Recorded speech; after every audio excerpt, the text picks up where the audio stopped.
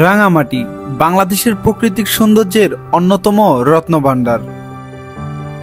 পাহাড়, হ্রদ আর নীল আকাশের মিলেমিশে রাঙামাটি যেন এক জীবন্ত চিত্রপট।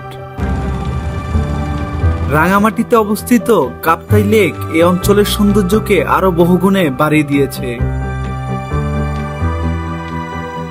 কাপ্তাই জেরিঘাট থেকে বোট নিয়ে লেকের অপার সৌন্দর্য উপভোগ করতে করতে রাঙামাটি যাওয়া, রাঙামাটির ঝুলন্ত ব্রিজ দেখা, পলয়ের পার্কে যাওয়া, অর্গানিক পাহাড়ি আনারস খাওয়া এবং স্বচ্ছ লেকের পানিতে গোসল করা, এই সকল কিছুই থাকবে আজকের এই ভিডিওতে। সাথে জানাচ্ছি কিভাবে কাপ্তাই যাবেন, বোট রিজার্ভ করবেন, কোথায় কোথায় ঘুরবেন, সম্পূর্ণ ভ্রমণ গাইডলাইন।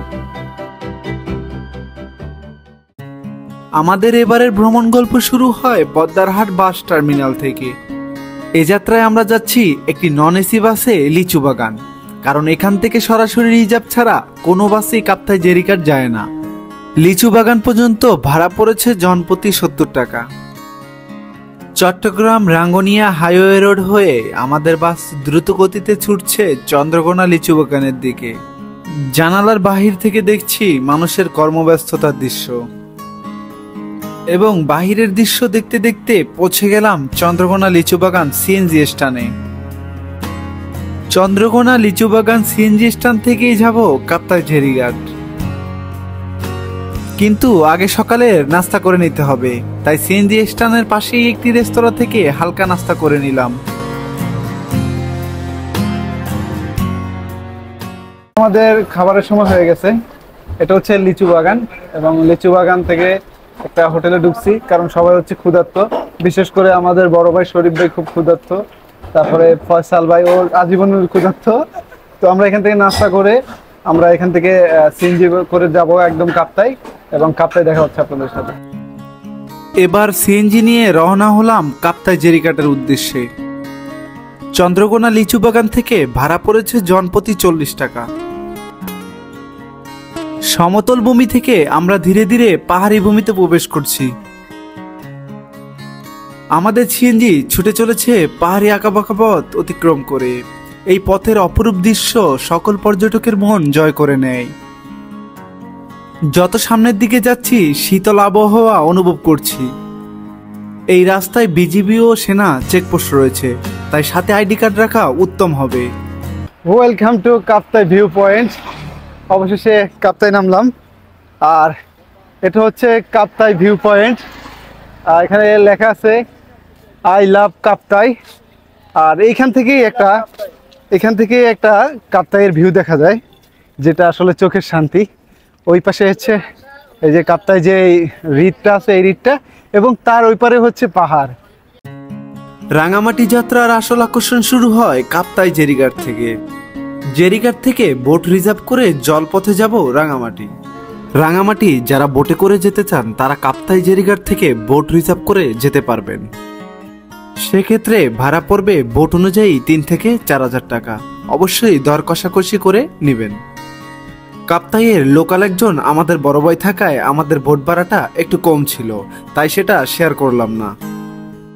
এখন হচ্ছে বোটে তেল নিব। আমাদের রাকিব ভাই কাপ্তাইয়ের স্থানীয় লোক, যিনি আজকে আমাদেরকে এই ঘোরার প্ল্যানটা দিছে। যাই হোক, আজকে রাকিব ভাই দেখি কোথায় কোথায় আমাদেরকে নিয়ে যায়। আমাদের বোট চলে আসছে, এখন আমরা বোটে উঠতেছি।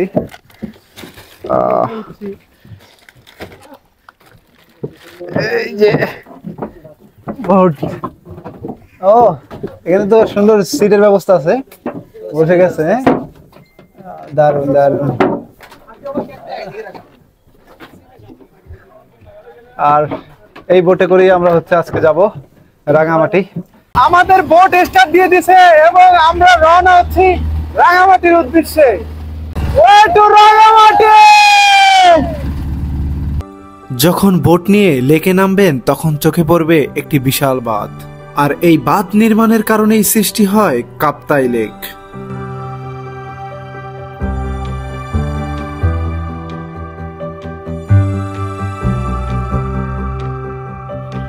আর এই জলপথেই দেখতে পাবেন কাপ্তাই লেকের মনোমুগ্ধকর দৃশ্য। রাঙামাটির সবুজ পাহাড় আর ঘন জঙ্গলের মাঝখানে বিস্তৃত এই লেক যেন এক প্রাকৃতিক স্বর্গ। লেকের নীলাভ জলরাশি দূর থেকে ঝিলিক দিয়ে চোখে পড়ে এবং প্রকৃতির শান্ত সৌন্দর্যকে আরো মনোমুগ্ধকর করে তোলে। কাপ্তাই লেক ঘিরে রয়েছে অনেক ছোট ছোট চরের মতন জায়গা, যেগুলো আবার আলাদা সৌন্দর্য যোগ করে।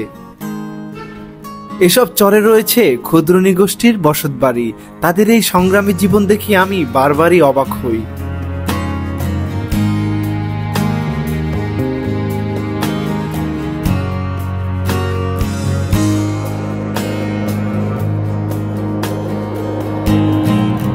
এই লেকে ভ্রমণের সময় ঠান্ডা বাতাস আর শান্ত পানির ঢেউ মনকে করে তোলে প্রশান্তময়। হ্রদের ভেতরে অসংখ্য দ্বীপ ছড়িয়ে আছে, যেগুলো পানির উপরে ভাসমান সবুজ বাগানের মতন দেখায়। এভাবে এই লেকের স্বচ্ছ জলপথে 2 ঘন্টা ছুটে চলার পর পৌঁছে গেলাম রাঙামাটি ভ্রমণের প্রথম স্পট পলওয়েল পার্ক।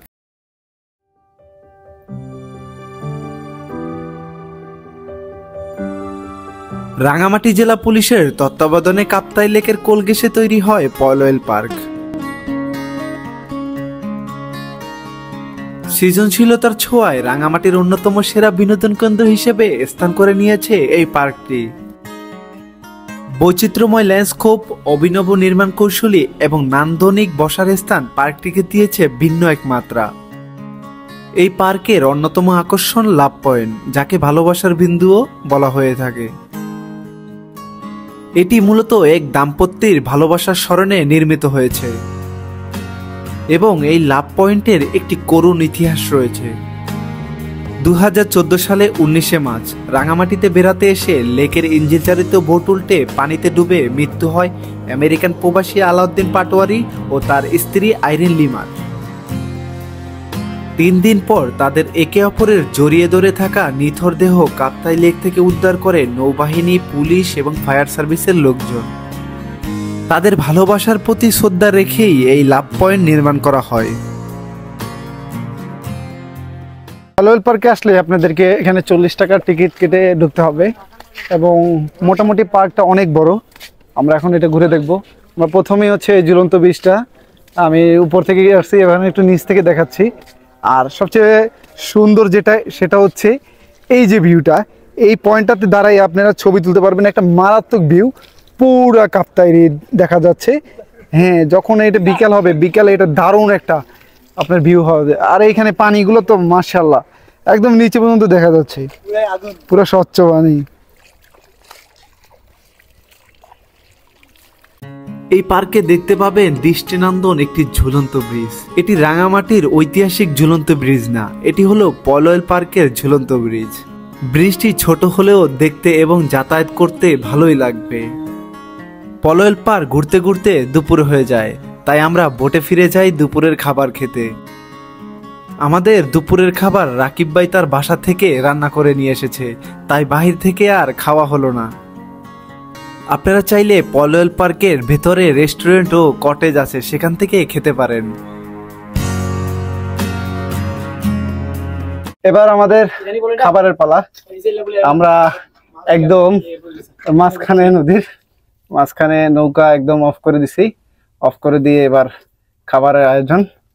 এই যে মাশাআল্লাহ, ডিম, চিকেন, তারপরে বিরিয়ানি। রাকিব ভাইকে অনেক ধন্যবাদ এবং আন্টিকে বিশেষ অন্তরের অন্তঃস্থ থেকে ধন্যবাদ, কারণ এত সুন্দর আয়োজন করার জন্য। আর এখানে সবাই অলরেডি খাইতে বসে গেছে। আমার রেখা ওই যে রাজু ভাই এখনো মুখে দেয় না, এটা হচ্ছে ভালোবাসা। আর ওইদিকে ফয়সাল কিন্তু অর্ধেক শেষ। Love you two. আর ভাই, ভাইয়ের নাম কি জানি?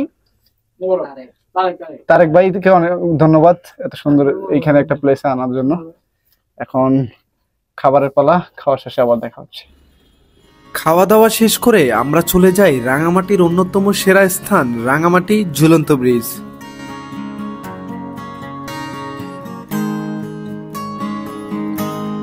এই ব্রিজকে বলা হয় সিম্বল অফ রাঙামাটি। বাংলাদেশ পর্যটক কর্পোরেশন 1986 সালে এই 335 ফুট দীর্ঘ সেতুটি নির্মাণ করেন। কাপ্তাই লেকের বিচ্ছিন্ন 2 পাহাড়ের মধ্যে সম্পর্ক গড়ে দিয়েছে রঙিন এই ঝুলন্ত ব্রিজ। এই ব্রিজের প্রবেশ ফি 20 টাকা। এই পাশে হচ্ছে ঝুলন্ত ব্রিজ, আর এই ঝুলন্ত ব্রিজ থেকে একটা সুন্দর কাপ্তাই হ্রদের একটা ভিউ পাওয়া যায়। ঝুলন্ত ব্রিজের ওপাশে পাহাড়িদের দোকানপাট রয়েছে, যেখানে দেখতে পাবেন পাহাড়িদের সাংস্কৃতিক হাতে তৈরি রঙিন বাহারি আসবাবপত্র ও জামা কাপড়। আরো পাবেন পাহাড়ি অর্গানিক আনারস। ঝুলন্ত ব্রিজ আসলে এভাবে আনারস খেতে পারবেন মাত্র 20 টাকা। সুদীপ ভাই কেমন? ওগুলো পাহাড়ে হয়, একদম পাহাড়ে, মানে পুরো পাহাড় এরকমের বাগান হয়। Authentic guys. এগুলো কত ফয়সাল? 20 এগুলো 20, এগুলো 20 না 30 40 আসেন আনারস খাই যান। 20 30 40 টাকায় আনারস পাওয়া যাচ্ছে এখানে। 30 40 10 10 কই ভাই? হ্যাঁ তোরা হয় দে, তোরা যদি মরি যাস মাত্র। ঝুলন্ত ব্রিজের ওপাশে এমন মেলা পর্যটকদের আনন্দিত করবে। ঝুলন্ত ব্রিজ ঘুরে শেষ করে আমরা চলে যাই বোটে। আমরা সিদ্ধান্ত নিয়েছি আমরা আর কোনো স্পটে ঘুরবো না, আমরা বিকালের শেষ সময়টা লেকের স্বচ্ছ জলে গোসল করে কাটাবো।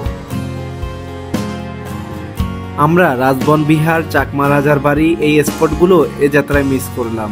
আপনারা চাইলে একদিনেই ঘুরতে পারবেন।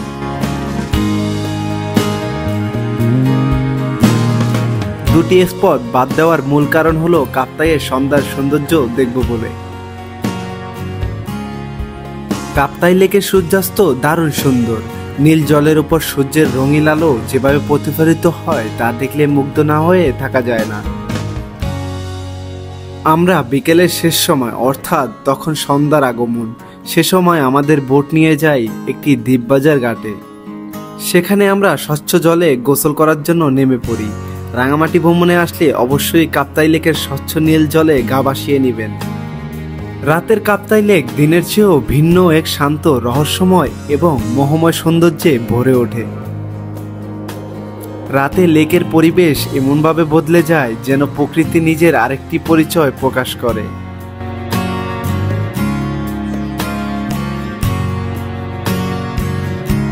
এভাবেই আজকের এই ভ্রমণ গল্প শেষ হচ্ছে। দেখা হবে নতুন ভিডিওতে।